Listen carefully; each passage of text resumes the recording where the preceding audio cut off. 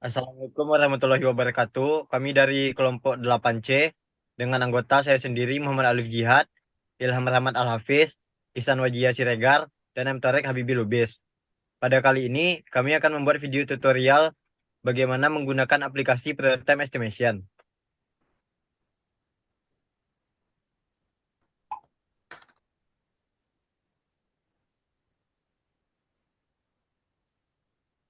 Real-Time Estimation sendiri digunakan untuk mengukur waktu kerja secara tidak langsung. Untuk membuat filenya, langkah yang pertama adalah buat file baru. Lalu tambahkan judul di bagian ID. Setelah pada bagian ID ditambahkan judul, maka ambil bagian sebelah ID untuk mengubah waktunya ke second.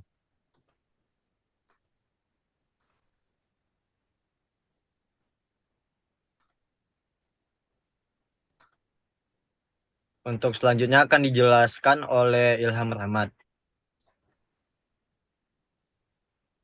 Selanjutnya kita membuat tas baru. Pada bagian deskripsi, kita mengisi elemen-elemen pada proses kerja. Pada elemen-elemen yang pertama, kita memegang skop, yang kedua membawa skop, yang ketiga memasukkan bahan, yang keempat operasi mesin molen, yang kelima menjangkau alat putar mesin molen, yang keenam memegang alat putar mesin molen, yang ketujuh mengoperasikan alat putar mesin molen, yang kedelapan menjangkau skop, yang ke-9 mengambil skop, yang ke-10 memegang skop, yang ke-11 memasukkan bahan ke mesin press, yang ke-12 melepas skop, yang ke-13 meratakan bahan di mesin press, yang ke-14 press batako, yang ke-15 mengangkat batako, yang ke-16 membawa batako.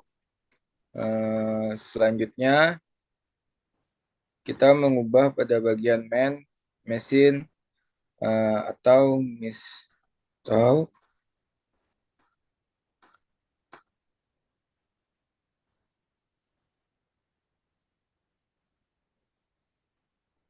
atau miscellaneous, pada proses, misalnya mengoperasikan mesin molen, kita mengubahnya pada mesin.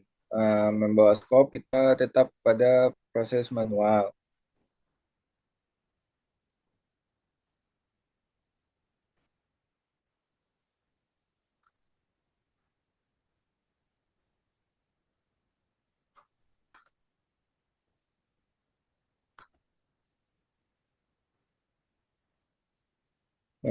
Selanjutnya kita menentukan allowance dengan allowance dari ILO, yaitu International Labour Organization.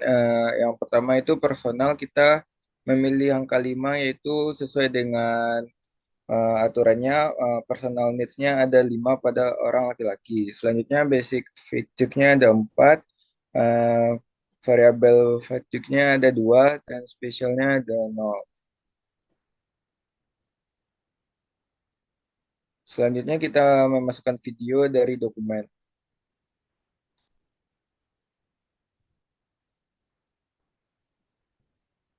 Setelah itu kita menekan tombol record time untuk memisahkan waktu-waktu yang di waktu-waktu tiap proses yang dilakukan pada elemen-elemen tersebut.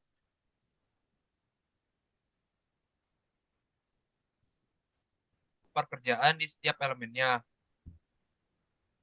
dengan memencet tombol play dan kita pause berdasarkan elemen yang ada. Lalu kita klik 2 kali pada tas untuk menaikkan agar menentukan waktu tersebut. Nah, untuk selanjutnya itu kita akan melakukan penentuan nilai variable edit, non variable edit, sama semi variable edit itu dengan tanda VA, NVA, dan SVA di tas bawah. Variable edit itu merupakan gerakan yang gerak kan yang menambahkan nilai value dari sebuah proses yang kita lakukan. Seperti kita memegang scope, di mana memegang scope itu digunakan untuk mengangkat bahan ke mesin molen. Berarti gerakan tersebut itu menambahkan nilai tambah. Berarti kita masukkan kepada variable edit. Sedangkan kalau non variable edit itu seperti kita menunggu, menunggu itu tidak memberikan nilai tambah kepada produk kita. Jadi kita masukkan kepada non valuable edit. Saat memasukkan variable edit, kita dapat memilih kategorinya, di mana dengan mengklik 2 kali pada tas, maka akan muncul kategori-kategori, di mana di tiap kategori terdapat detailnya, yang mana yang harus kita tentukan yang sesuai dengan elemen yang ada. Pada kategori di sini terdapat kategori packing, unpacking, walking materials, walking tools, body movement, weighting, hoisting, quality, others, picking or supply, quality, and transformation. Setelah kita menentukan, kita klik 2 kali agar kategori tersebut tersimpan ke dalam tas atau di elemen tersebut. Untuk memasukkan nilai VA, NVA, atau SVA-nya, kita lihat di normal time. Kita sesuaikan dengan normal time, lalu kita masukkan kepada uh, uh, kolom VA, NVA, atau SVA. Selanjutnya akan Lalu dibacakan oleh selanjutnya, Torik. kita akan mengisi tabel allowance code. Pada tabel allowance code ini kita isinya pada elemen-elemen yang mengangkat benda atau semacamnya. Pada allowance code ini dia ada lift 0 sampai 2 kilo dan seterusnya. Pada proses ini contohnya seperti memasukkan bahan. Memasukkan bahan ini dia selalu melakukan proses kayak mengangkat skop sekalian mengambil tanah dan pasir untuk masukkan ke mesin press. Itu dia kurang lebih mengangkat bahan sebanyak 2 sampai 10 kilo antara segitu. Setelah itu, setelah terisi semua bagian observed time, lalu kita isi pada calculated time. Di calculated time ini kita pertama memilih metodenya yang pertama MTM. Lalu kita gunakan 11%. Kenapa 11%? Itu berdasarkan jumlah dari allowance pada observer time, yaitu 5 tambah 4 tambah 2. Setelah kita isi allowance-nya, lalu kita pilih elemennya, lalu kita isi kode lookup-nya. Contohnya seperti membawa skop. Membawa skop ini contohnya dia adalah move. Dia tuh move object to other hand to or ends. Tuh. Kita pilih M1A. Kenapa M1A? Karena dia membawa skop itu tidak jauh jaraknya, cuma sekitar 1 atau berapa inci. Lalu contoh yang kedua ada memasukkan bahan. Memasukkan bahan ini ada 3 kode MTM yang digunakan. Yang pertama reach, dia menjangkau benda itu, menjangkau bahan itu tidak kurang lebih 1 inci. Yang kedua ada move, dia itu ada tidak juga move itu perpindahan yang dilakukan oleh orang itu dia tidak jauh dari 1 inci. Yang ketiga ada position. Position ini memiliki kode-kodenya. Yang pertama ini kita pilih P1 NSE. Kenapa P1 NSE? Apa makna dari P1 NSE ini? P1 NSE ini ialah posisi 1 pada kelas itu. NS ini non simetrik, benda yang dimasukkan. Ini tuh easy to handle. Lalu setelah terisi semua sampai elemen terisi semua sampai elemen ke-16, kita tekan report, time study report, lalu kita tekan time standard rank dan tekan OK. Lalu hasilnya keluar seperti ini pada time study reportnya.